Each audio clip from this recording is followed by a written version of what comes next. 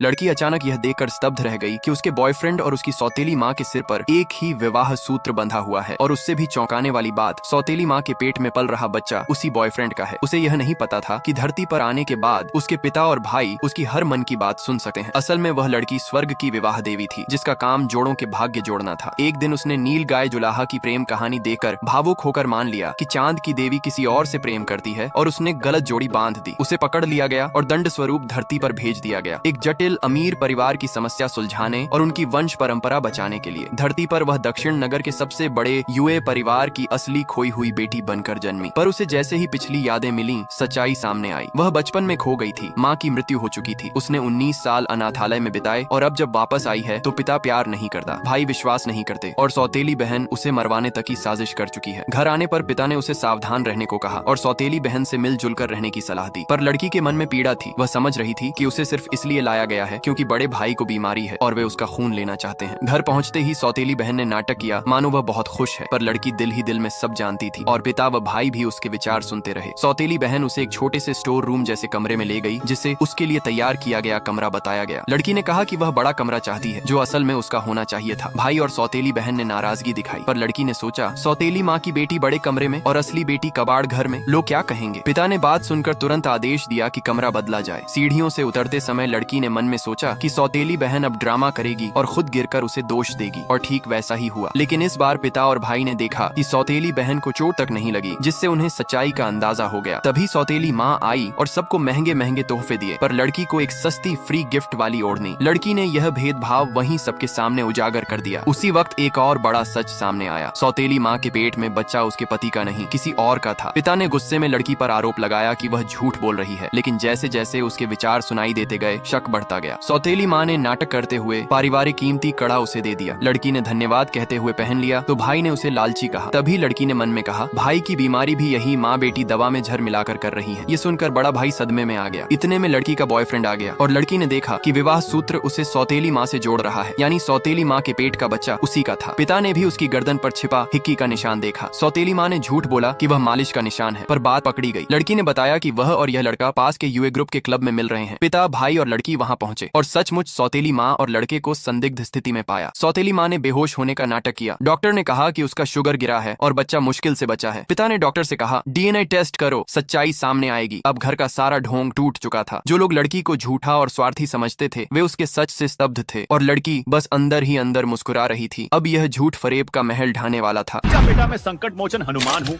मैं तेरे सभी संकट दूर कर दूंगा। तू इस वीडियो को लाइक करके चैनल को सब्सक्राइब कर ले और कमेंट में जय श्री राम लिख दे।